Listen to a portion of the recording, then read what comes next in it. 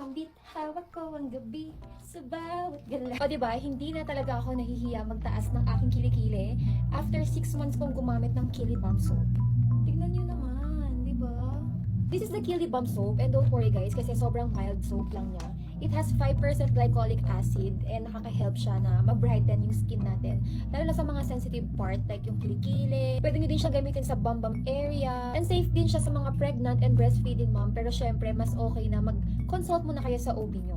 Paano nga ba siya gamitin? Actually, ako hinahati-hati ko siya para mas tipid. And ginagamit ko siya pag naliligo ako. Tapos sinasama ko siya sa kilikili ko, sa bum area, kung saan may mga may itim na part.